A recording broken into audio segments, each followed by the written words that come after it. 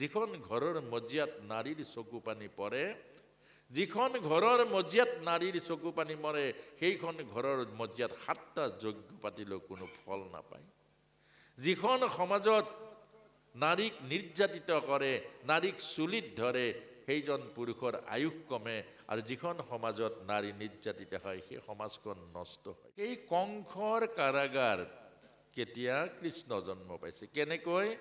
এতিয়া আমি আহিছোঁ আকৌ বসুদেৱ আৰু দৈৱকী প্ৰিন্সি সুতপা হৈ দাপৰ যুগত তেওঁলোক আকৌ জন্ম পালে। অৰ্থাৎ আপোনাক মোক এই কথাটোৱে বুজাইছে যে আপোনাৰ মোৰ কিমান জন্মৰ পাছত আমি মানুহ হৈছোঁ, কিমান জন্মৰ পাছত শিৱসাগৰত জন্ম পাইছে আপুনিও নাজানে, ময়ো নাজানো। এই জীৱবিলাক ঘূৰি ফুৰে, কৰ্ম আৰু কৰ্মৰ সংস্কাৰত গোটেই জীৱবোৰ ঘূৰি ফুৰে। কৰ্মই টানি টানি লৈ যায়, সংস্কাৰে টানি টানি লৈ যায়। গতিকে আপুনি ময়ো এনেকৈ ঘূৰি ফুৰিছোঁ, আৰু বসুদেৱ দৈৱকী অৰ্থাৎ প্ৰিন্সি সুতপায়ো এই জন্মত আকৌ বসুদেৱ আৰু দৈৱকী হ'ল। এতিয়া বসুদেৱ দৈৱকী হ'ল, আৰু আপোনালোকে চাব তেওঁলোকৰ বিবাহৰ দিনাই কিমান ভয়ানক ঘটনা ঘটিলে। অৰ্থাৎ আমাৰ জীৱনেই তেনেকুৱা। প্ৰভু ৰামৰ ভৰ্জা সীতাৰ জীৱনটো চাওকচোন। প্ৰভুৱে ৰামক স্বামী পালে, ওলাই গ'ল পৰশুৰাম। পৰশুৰামৰ লগত এনেকুৱা ভয়ানক, বিয়া হৈছেহে, মাহ হালধি যোৱাই নাই হাতৰ, পৰশুৰাম ওলাই গ'ল। পৰশুৰামৰ লগত যেন তেনকৈ ঠিক কৰিলে, কৰি গৈ অযোধ্যা পালে, ওলাই গ'ল মন্থৰা। মন্থৰাই আকৌ 14 বছৰ বনবাস দিলে।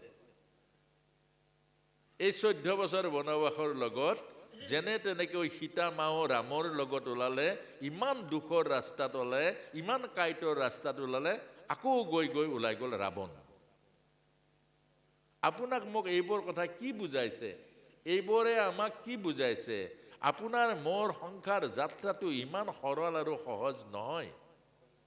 আপোনাৰ মোৰ পদে পদে মায়া লাগি আছে, পদে পদে জীৱনৰ পৰীক্ষা লাগি আছে, পদে পদে জীৱনৰ সমস্যাবোৰ আহি আছে, আৰু এই প্ৰতিটো সমস্যা, প্ৰতিটো ঘাত প্ৰতিঘাত সংঘাত সকলোতে অতিক্ৰম কৰিব লাগিব, আৰু অতিক্ৰম কৰিবৰ কাৰণে আত্মবল লাগিব। নয়ম আত্মা বলহীন লভ্যতে। আত্মবল যদি নাথাকে কি হ'ব? জীৱন ব্যৰ্থ হৈ যাব। আকৌ জীয়াই কান্দি কান্দি জন্ম হ'ল, আৰু অন্তিমতো কান্দি কান্দি যদি মৃত্যু হ'ল, দেখিব অধগতি যাব লাগিব। অন্তিমত যদি কান্দি কান্দি আমি যাওঁ, অন্তিমত এই বিনন্দীয় সংসাৰৰ প্ৰেম, কৰোণা, দয়া, ক্ষমা, ধৈৰ্য, এই সকলোবোৰ পাইছোঁ। জিভাত অমৃতময় বাণী পাইছোঁ, হৃদয়ত মহাপ্ৰেম পাইছোঁ। প্ৰেমৰ বেপাৰ যদি নকৰোঁ, এই বাণীৰে যদি জগত নিজিনো, আমি জীৱনৰ এই সেৱাবোৰৰ দ্বাৰা আমি যদি ধন সঞ্চয় নকৰোঁ, অন্তিমত কি হ'ব? তললৈ যাব লাগিব। সেইকাৰণে মেট মৰা ভঁৰাল আমাৰ সন্মুখত আছে। আমাক কৈছে আপুনি প্ৰেমৰ বেপাৰ কৰক। কিমান প্ৰেম দিব পাৰিছে মানুহক। আপুনি সেৱাৰ বেপাৰ কৰক। কিমান সেৱাৰ সঞ্চয়, মহাপ্ৰেম, সেৱাৰ ধৰ্ম সঞ্চয় কৰিব পাৰিছে। আপুনি ক্ষমাৰ বেপাৰ কৰক। কাৰো লগত কাৰো কথাত জেদ নধৰিব, কাৰো প্ৰতি উভতি নধৰিব, সকলোকে ক্ষমা কৰি দিয়ক। ভগৱান কৃষ্ণ আমাক দেখুৱাইছে, শিশুপালক কিমান গালি পাৰিলে, শেষত গৈ মুক্তি দিলে, তাৰ অনিষ্ট নকৰিলে। গতিকে আমাৰ এইবোৰ শাস্ত্ৰই এইবিলাক শিকাইছে, আমি যাতে ক্ষমাৰ বেপাৰ কৰোঁ, কাৰো প্ৰতি জেদ নধৰোঁ, কাৰো প্ৰতি বেয়া দৃষ্টি নাৰাখোঁ। ক্ষমা এইবোৰ কৰক। অন্তিমত আপুনি মেট মৰা ভঁৰালৰ টপলা প্ৰেমৰ সমুদ্ৰ লৈ যাব, হৃদয়ৰ পবিত্ৰ ভালপোৱা লৈ যাব, আৰু ভগৱানে কওক তেতিয়াহে আপোনাৰ মোৰ জীৱনক সাৰ্থক কৰিব, ওপৰলৈ নিব। তেতিয়া ওপৰলৈ। এতিয়া উগ্ৰসেনৰ পত্নী কন্যা দৈৱকী আৰু বসুদেৱৰ বিবাহ ঠিক হৈ গ'ল। তে বিবাহ যেতিয়া ঠিক হৈ গ'ল, দৰা আহিলে, বিয়া হৈ গ'ল। ৰাতিপুৱা ফেহু জালি দিছে, আৰু তেতিয়া বৰ কন্যা লৈ আহিছে কংসই। যেতিয়া বৰ কন্যাক দুয়োফালে ধৰি লৈ, এয়া আমাৰ ভাৰতীয় সংস্কৃতি, এয়া আমাৰ প্ৰত্যেকৰে হয়। দুইটাকে লৈ আনিছে, লৈ আনি কৈছে প্ৰাণসম ভগ্নী মৰ নকৰিবি দুখ। দৈৱকী কান্দিছে, এইটো স্বাভাৱিক। এজনী কন্যা এখন ঘৰ এৰি এগৰাকী কন্যা সৰু কথা নহয়, মাকক এৰিব, দেউতাকক এৰে, ঘৰ এখন এৰে, নিজৰ জাতি এৰে, নিজৰ বংশ এৰে, আৰু কিমান ডাঙৰ এটা ত্যাগৰ মাজত এখন ঘৰ, নতুন ঘৰ সজাবলৈ যায়। এইটো সৰু কথা নহয়। আজিৰ ডেকাসকলে আধ্যাত্মিকভাৱে অৰ্থাৎ দূৰদৃষ্টি সম্পন্নভাৱে এই নাম নুবুজে কাৰণে ধৰিব নোৱাৰে এগৰাকী কন্যাৰ জীৱনটো কিমান ত্যাগ থাকে নাৰীৰ জীৱনত।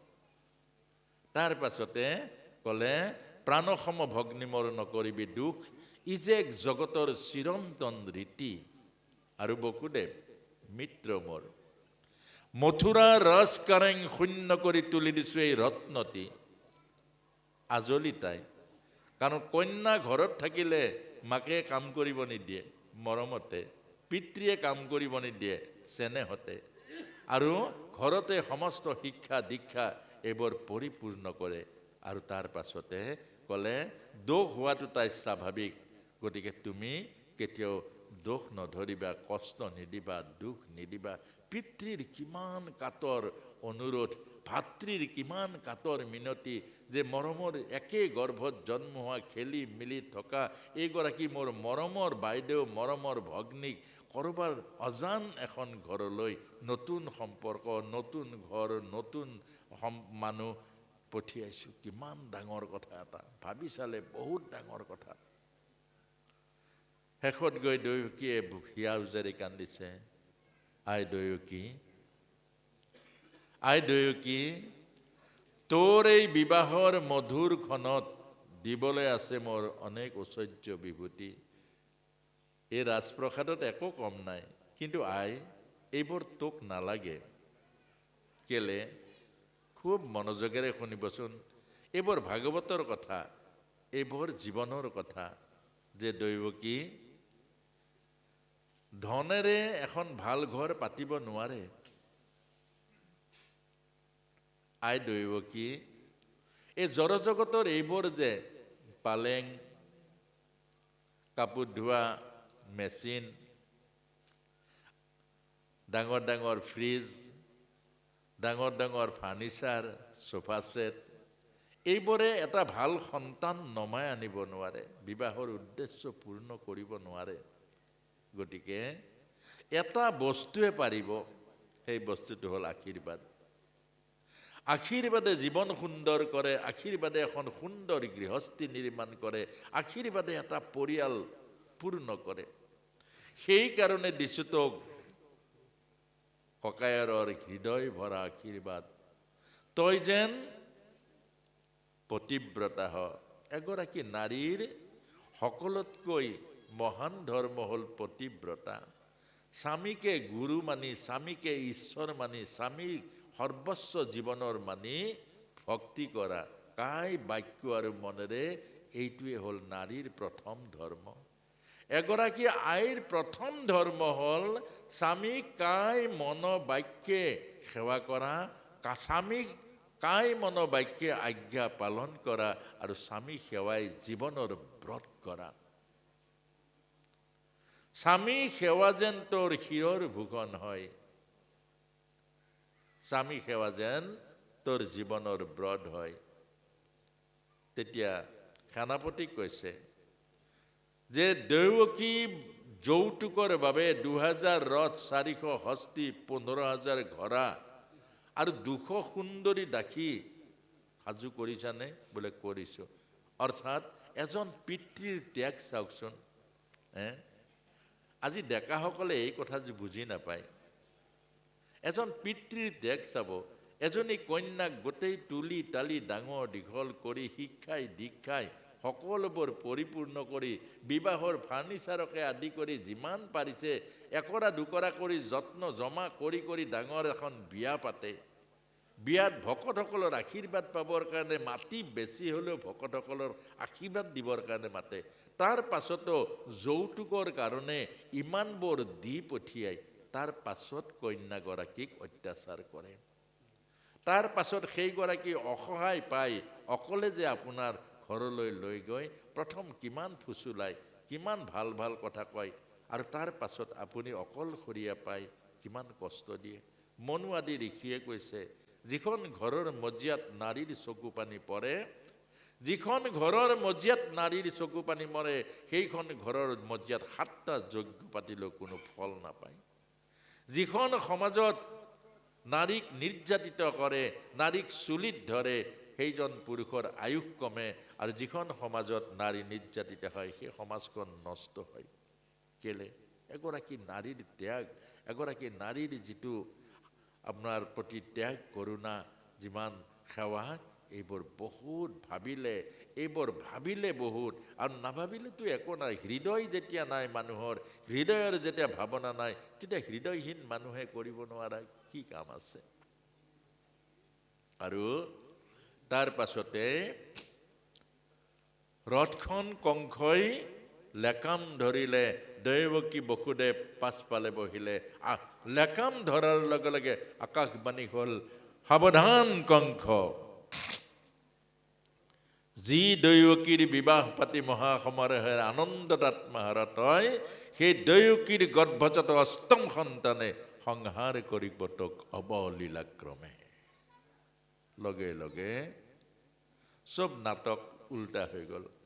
আপোনাৰ মোৰ জীৱনবোৰো তেনেকুৱা, লগে লগে কেতিয়াবা নাটক এনেকুৱা হৈ যায় আপুনি কল্পনা কৰিব নোৱাৰে। এয়া হ'ল জীৱন নাটক। আৰু লগে লগে যেতিয়া উল্টা হৈ গ'ল, খাপৰ পৰা তৰোৱাল উলিয়াই দৈৱকীৰ চুলিত ধৰিলে। কংসৰ আয়ুস তেতিয়াই নষ্ট হৈ গ'ল। চুলিত কেতিয়াও কোনো পুৰুষে নাৰীৰ চুলিত নধৰিব, এইটো বৰ ডাঙৰ কথা। হাত নলগাব। কেলে? নাৰী হ'ল জগত জননী জগদম্বা, নাৰী হ'ল লক্ষ্মী স্বৰূপা, নাৰী হ'ল সৰস্বতী বিদ্যা স্বৰূপিনী। গতিকে নাৰী কেতিয়াও পুৰুষে হাত লগাব নাপায়। আৰু তাৰ পাছতে বসুদেৱে লগে লগে বাধা দিলে, ৰবা কি কৰা? বোলে মোৰ প্ৰাণসংহাৰিণীক হত্যা কৰোঁ। বোলে এওঁৰ সন্তান জন্ম হোৱাই নাই, জন্ম হ'ব নে নহ'ব তাৰো কোনো ঠিক নাই। গতিকে মই প্ৰতিজ্ঞা কৰিছোঁ যে যি মুহূৰ্তত সন্তান জন্ম হয়, এটা এটাকৈ আনি দিম তোমাৰ হাতত, হত্যা কৰিবা সিহঁতক। শেষত গৈ কংসই মানি ল'লে, আৰু মানি লোৱাৰ পাছতেই পঠিয়াই দিলে। এতিয়া আইমাতৃসকলে যাওঁ লাগিছে নেকি? যাবলৈতো সময় হৈছে নহয় জানো বাৰু? আকৌ গধূলি আহিব লাগিব নহয়, হয় নহয়? আকৌ গধূলি আহিবও লাগিব নহয় জানো বাৰু? আৰু বাৰু অকণমান কওঁ, তাৰ পাছতে আমাৰ পাঠৰ ব্যৱস্থা হ'ব নহয় জানো বাৰু, নে কি? আৰু আমাৰ প্ৰিয় দৰ্শনো আহিছে। তেওঁ এতিয়া আহিবনে পাছতে কৰিব? আচলতে কথাবোৰ ময়ো জানা নহয়। আৰু যদি তেওঁ আহে নহয়নে বাৰু, আমাৰ পাছতে তেওঁ কৰিব, আৰু সেই কথাটোকে ভাবি বাৰু যাই হোক। আৰু কথাখিনি বৰ দৰকাৰী। এই কথাখিনি ৰাতি শুনিলে আমাৰ ডেকাসকলৰ আৰু আমাৰ নতুনকৈ বিবাহিতা কৰা সকলৰ বহুত উপকাৰ হ'ব। গতিকে এটা কাহিনীকে কৈছোঁ, বৰ ধুনীয়া কাহিনী এটা, নহয়নে বাৰু? কাহিনী এটা। এতিয়া এই সংসাৰখন বাৰু কি? এই সংসাৰখন হ'ল বজাৰ। আপোনালোকে যদি ভালকে চাই, একেবাৰে অন্তঃকৰণৰ মন যদি চাই, এইখন দেখিব এখন বজাৰ। আমাৰ এগৰাকী আয়ে 2 দিনমান আপুনি স্বামী সেৱা বাদ দিয়ক, আপুনি সেইখন ঘৰত থাকিব নোৱাৰে। কেলে? পাই আছে কাৰণে মই আপোনাক মৰম কৰিছোঁ, নাপালে মই মৰম নকৰোঁ। এইখন হ'ল বেপাৰ। সংসাৰখনে তেনেকুৱা। আজি ল'ৰাই আপোনাক মৰম লগাইছে কাৰণে আপুনি ল'ৰাক বুকুত সাবটি লৈছে। মৰম নলগালে আপুনি দলি মাৰি দিব। এই সংসাৰ নিয়ম। আজি আমি বিনিময় পাইছোঁ কাৰণে মৰম চেনেহবোৰ কৰিছোঁ। কিবা এটা বিনিময় যদি নাপাওঁ, চাবচোন, এজন পিতৃৰ ধন টকা পইচা থাকিলেহে সেই পিতৃক সেৱা শুশ্ৰূষা কৰে। যদি ধন টকা পইচা নাথাকে পিতৃজনৰ, 3 দিন বেমাৰত পৰিলে 2 দিন যদি অকণমান শুশ্ৰূষা কৰে, 3য় দিনা কাৰোবাৰ ওচৰত যাব, এই বুঢ়াটোৱে বৰ আমনি লগাইছে, গতিকে কিবা এটা উপায় কৰি চাই দিয়কচোন কেনেকৈ মৰিব। যিজন পিতৃয়ে পুত্ৰৰ কাৰণে কিমান কষ্ট কৰিছে এবাৰ ভাবক। মাহৰ পাছত মাহ কষ্ট কৰিছে। যিগৰাকী মাতৃয়ে কিমান বিষ্ঠা ধুইছে, ঠাণ্ডাৰ দিনত কিমানবাৰ প্ৰস্ৰাৱ কৰিছে, প্ৰস্ৰাৱৰ ওপৰত আগততো এইবিলাক ব্যৱস্থা নাছিলে, নিজে প্ৰস্ৰাৱৰ ওপৰত শুই সন্তানক বুকুত তুলি শুৱাই ৰাখিছে। এই পিতৃ মাতৃও এতিয়া বিনিময় নহ'লে আপোনাৰ হবে, এইটো সত্য, কাৰোবাক দোষ দিব নোৱাৰে। এইখনে মায়া, এইখনে মায়া। আপোনাৰ হবে চাব, চাকৰি কৰা ল'ৰা এটা, এগৰাকী আইৰ, আৰু এটা চাকৰি নোহোৱা ল'ৰা, চাবচোন, এগৰাকী আই, মাক এজনীয়ে, কিন্তু দুইটা ভাৱ আপোনাৰ হবে চাব। চাকৰি কৰাটোক বেলেগ দৃষ্টিৰে চাই, চাকৰি নোহোৱাটোক বেলেগ দৃষ্টিৰে চাই। এইটো কথা। সেইকাৰণে এই সংসাৰখন হ'ল বজাৰ, মায়াৰ বজাৰ। এতিয়া বাপেক এজনে ল'ৰাটোক, নিজৰ পুত্ৰক ক'লে, অ বোপাই, তই বজাৰৰ পৰা এই 100 টকা ল। 100 টকা দিলে বজাৰলৈ পঠিয়াই দিলে। এতিয়া বজাৰলৈ গ'ল, পইচা 100 লৈ, সন্মুখতে দেখিলে বান্দৰৰ খেল। সন্মুখত যেতিয়া বজাৰ পাই দেখিলে বান্দৰৰ খেল, তেতিয়া বান্দৰৰ খেল চাবলৈ লাগিলে। আৰু বান্দৰৰ খেলবিলাক আকৌ বৰ বেলেগ টাইপৰ, ইমান চুলুং পুলুং, ইমান মানে মানুহক ভুলাই দিয়ে, বিভিন্ন অংগী ভংগী কৰি, বিভিন্ন জাপ মাৰি, বিভিন্ন খজুৱাই, বিভিন্ন মূৰ জোকাৰি অংগী ভংগীৰ মাজেৰে এনেকুৱা খেলবোৰ সংসাৰৰ আপোনাৰ ভাবে চাব। ভাৰত আৰু পাকিস্তানৰ খেল হ'লেও আপুনি এবাৰ বহিলে উঠিব নোৱাৰে আকৌ, হয় নে নহয়? তাত তেওঁলোকে খেলিব, আপুনি মই কেতিয়াবা ভালকৈ যদি চাই দিব, মই পাগল নে ভাল বাৰু। তাত মাৰিছে, আমি চিঞৰি ফুৰিছোঁ, ইয়াত চিঞৰি ফুৰিছোঁ। কোনোবাটো হাৰিলে টিভি পৰ্যন্ত ভাঙি দিয়ে। এইটো বান্দৰৰ খেল। এই বান্দৰৰ খেল এবাৰ যদি বহে, সংসাৰৰ এইবোৰ নদঘট কথাবোৰত যদি এবাৰ আপুনি মনোযোগ দি বহে, এই মোবাইলত গৈ যদি এবাৰ বহি দিয়ে, এইবিলাক চব বান্দৰৰ খেল। আৰু বান্দৰৰ খেল চাওঁতে চাওঁতে গধূলি হ'ল, আৰু গধূলি হ'ল, ঘৰলৈ গুচি আহিলে, পইচা 100টো বান্দৰৰ খেল দেখুওৱা মানুহটো লৈ ল'লে। ঘৰলৈ আহিলে, দেউতাকে সুধিলে, বোপাই গলিনে? বোলে গ'লো। বজাৰৰ পৰা কি আনিলি? বোলে একো নাই। কি কৰিলি? বান্দৰৰ খেল চালো। আমাৰ যেতিয়া 80 বছৰীয়া যেন দেউতা সোধে, 80 বছৰ সংসাৰখনত পাৰ কৰিলে, এতিয়া কি লৈ ওলাইছে কওক? জাবৰ হ'ল, কি লৈ ওলাইছে, কি ঘটিলে? আমাক এতিয়া আজিলৈকে উত্তৰ দিয়ে, বোপাই, শৰ্মা প্ৰভু, এই একো নাই, একো নাই, ইয়াৰ পৰা যাব লাগে। 80 বছৰত একো ঘটিব নোৱাৰিলে ইয়াৰ পৰা যাব লাগে, কলৈ যাব আপুনি? কলৈ যাব? জানে কে লিয়ে ভাড়া লাগেগা। যাবৰ কাৰণে ভাড়া লাগিব, সংসাৰ নদী পাৰ হ'বৰ কাৰণে ভাড়া দিব লাগিব। আৰু সেই ভাড়াটোকে যদি নঘটো কি হ'ব? এতিয়া সেইকাৰণে ক'লে যে পইচাটো বান্দৰৰ খেল দেখুৱাতে লৈ ল'লে।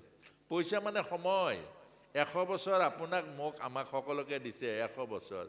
আৰু এই 100 বছৰটো এই বান্দৰৰ খেলত ব্যৱহাৰ কৰি, এই মোবাইল টিপি, এই টিভিৰ গুৰিত বহি, এই তাচৰ পাতত বহি, কাৰোবাৰ লগত এই গপ্প মাৰি একো লাভ নাই, ইয়াৰ পৰা একো নাপায়।